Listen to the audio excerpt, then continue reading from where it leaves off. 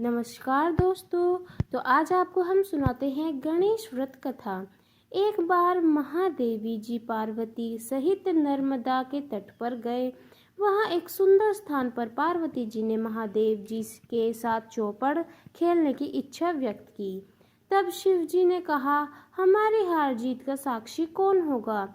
पार्वती ने तत्काल वहाँ की घास के तिनके बटोरकर एक पुतला बनाया और उसमें प्राण प्रतिष्ठा करके उससे कहा, बेटा, हम चौपाड़ खेलना चाहते हैं, किंतु यह हार जीत का साक्षी कोई नहीं है। अतः खेल के अंत में तुम हमारी हार जीत के साक्षी होकर बताना कि हम में से कौन जीता कौन हारा। खेल आरंभ हुआ। देवयोग से तीनों बार पार्वती जी ही जीती। जब अंत में बालक से हार जीत का निर्णय कराया गया तो उसने महादेव जी को विजयी बताया। परिमाणवत पार्वती जी ने क्रुद्ध होकर उससे एक पांव से लंगड़ा होने और वहां के कीचड़ में पड़ा रहकर दुख भोगने का श्राप दे दिया। बालक ने विनम्रता पूर्वक कहा, माँ, मुझसे अज्ञानवश ऐसा हो गया है। मैंने किसी कटुल्यता या द्वेष के कारण ऐसा नहीं किया। मुझे क्षमा करे तथा शाप से मुक्ति का उपाय बताए। तब ममता रूपी माँ को उस पर दया आ गई और वह बोली, यहाँ नाग कन्याएं गणेश पूजन करने आएंगी। उनके उपदेश से तुम गणेश व्रत करके मुझे प्राप्ति करोगे। इतना कहकर वे कैलाश पर्वत चली गई। एक वर्ष बाद वहां श्रावण में नाग कन्याएं गणेश पूजन के लिए आई।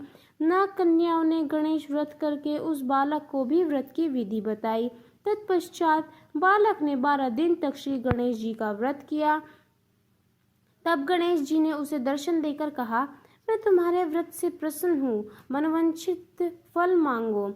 बालक बोला, भगवान, मेरे पाँव में इतनी शक्ति दे दो कि मैं कैलाश पर्वत पर अपने माता पिता के पास पहुँच सकूं और वे मुझ पर प्रसन्न हो जाएं। गणेश जी तथास्तु कहकर अंतर्धान हो गए। बालक भगवान शिव के चरणों में पहुँच गया। शिव जी ने उससे वहां तक पहुँचने के साधन के बारे में पूछा। तब बालक ने सारी कथा शिव जी को सुना दी। उधर उसी दिन से अप्रसन्न होकर पार्वती शिव जी से भी विमुख हो गई थी। तदुपरांत भगवान शंकर ने भी बालक की तरह 21 दिन प्रयत्न श्री गणेश का व्रत किया, जिसके प्रभाव से पार्वती के मन में स्वयं महादेव जी से मिलने की इच्छा जागृत हुई। वे शीघ्र ही कैलाश पर्वत पर आ पहुंची। वहां पहुंचकर पार्वती जी ने शिव जी से पूछा, भगवान, आपने ऐसा कौन सा उपाय किया जिसका फल स्वरूप मैं आपके पास भागी भागी आ गई। शिव जी ने गणेश व्रत का इतिहास उनसे कह दिया। तब पार्वती जी ने अपने पुत्र कार्तिकेय से मिलने की इच्छा से 21 दिन पर्यंत 21 की संख्या में दुर्वा, पुष्प तथा लड्डुओं से गणेश जी का पूजन किया। 21वें दिन कार्तिकेय स्वयं ही पार्वती जी से मिलने आ गए। उन्होंने भी माँ के मुख से इस व्रत का महात्म्य सुनकर व्रत किया। कार्तिकेय ने यही व्रत श्री विश्वामित्र जी को बताया। विश्वामित्र जी ने व्रत करके गणेश जी से जन्म से मुक्त होकर ब्रह्मा ऋषि होने का वर मांगा।